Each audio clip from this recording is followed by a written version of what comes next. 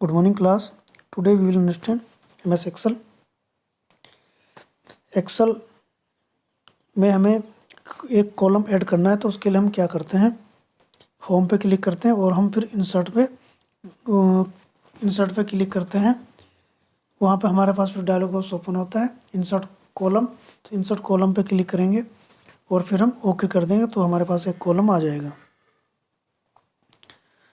इसी तरह हम माउस से भी क्लिक कर सकते हैं, माउस से भी हम कमांड दे सकते हैं। उसके लिए हम माउस से राइट क्लिक करेंगे और फिर हम इंसर्ट पे क्लिक करेंगे, तो फिर यहाँ पे एक हमारे पास कॉलम आ जाता है।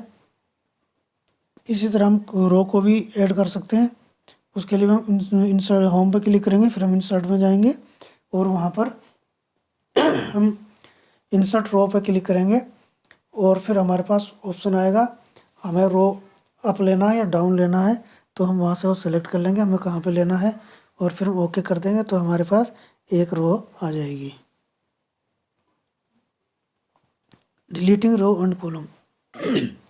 कॉलम और रो को डिलीट करने के लिए उसके लिए भी हम होम पे जाते हैं और फिर हम डिलीट फंक्शन पे क्लिक करते हैं। डिलीट पे एरो पे क्लिक करेंगे तो हमारे पास ऑप्शन आएगा डिलीट कॉलम और डिलीट रो। तो हमें क्या डिलीट करना है, कॉलम डिलीट करना है या रो डिलीट करना है, तो वो हम वहाँ से देख लेते हैं और हम उस पर क्लिक कर लेंगे। अगर हमें कॉलम डिलीट करना है तो हम डिलीट कॉलम पे क्लिक करेंगे, अगर हमें रो डिलीट करनी है तो डिलीट रो पे हम क्लिक करेंगे और फिर हम ओके कर देंगे, तो हमारी फिर कॉलम डिलीट हो जाएगा या फिर रो डिलीट हो जाएगा। To delete a column or row, click on the column and row heading. Click the delete button on the cell group of the home ribbon. From A to Z, हमने कोई table बनाई, कोई list हमने तैयार की और उसको हमें रीअरेंज करना है, हमें वो सॉर्ट करनी है, A to Z करनी है या फिर हमें Z to A करनी है। तो इसके लिए हम पहले लिस्ट तैयार कर लेते हैं और फिर हम उसे सेलेक्ट कर लेते हैं और फिर होम पे क्लिक करके हम सॉर्ट एंड फिल्टर पे क्लिक करते हैं। फिर हम सॉर्ट ए टू जेड पे क्लिक करेंगे, तो वो जितनी भी हमने सेलेक्ट की है, जो सेल सेलेक्ट किए, वो सारी ए टू जेड हो जाएगी। पूरे नाम अल्फ़ाबेटिकल ए टू जेड अपने आप ही लिस्ट में आ जाएंगे। और अगर हमें उन्हें जेड टू ए करना है तो हम सॉर्ट जेड टू ए पे क्लिक करेंगे और सारे जेड टू ए रीअरेंज हो जाएंगे। तो इस तरह से हम उसे ए टू जेड या जेड टू ए कर सकते हैं, उसको सॉर्ट कर सकते हैं। नेक्स्ट है एडिटिंग स्प्रेडशीट। स्प्रेडशीट को हम एडिटिंग कर सकते हैं, जैसे कि हमारे पास जब हम MS एक्सेल का पेज ओपन खोल करते हैं तो हमारे पास इस तरह से पेज ओपन होता है। जो हमारा एक जो पेज होता है, जो एक वर्कबुक होती है, तो उसमें हमारी 3 सीटें होती है, 3 वर्क सीट होती हैं, सीट 1, सीट 2, सीट 3। तो एक वर्कबुक में हमारी 3 सीट होती हैं, उन 3 सीटों को हम वर्क कर सकते हैं और इसको हम रीनेम भी कर सकते हैं। इसके लिए हम वर्क सीट की जो यहाँ पर सीट 1, सीट 2 लिखा हुआ है, वहाँ पर हम क्लिक करते हैं राइट क्लिक, तो इस तरह से हमारे पास डायलॉग बॉक्स ओपन होता है। उसमें हम रीनेम पे क्लिक करेंगे और फिर हम उसका नाम दे देंगे, जो भी नाम हमें डालना, तो उस पर हम नाम डाल देंगे, फिर ओके कर देंगे, तो वो उसका नाम चेंज हो जाएगा। इसी तरह अगर हम चाहें तो उसे डिलीट भी कर सकते हैं, उसके लिए भी वही कमांड हम देंगे और फिर हमारे पास यहाँ पे ये बॉक्स ओपन होता है, इस पर डिलीट लिखा है, तो डिलीट पे क्लिक करेंगे तो वो वहाँ से वो सीट डिलीट हो जाएगी। और अगर हम चाहें तो इन सीट को रीअरेंज कर सकते हैं। हम सीट पे क्लिक करेंगे और माउस का बटन ड्रग करते हुए उसे आगे ले जाएंगे, तो वो सीट वहाँ से आगे हो जाएगी। अगर हम उसे ड्रग करते हुए पीछे लाएंगे तो वो सीट वहाँ से पीछे आ जाएगी। इस तरह से हम सीट को आगे या पीछे उसे ला सकते हैं।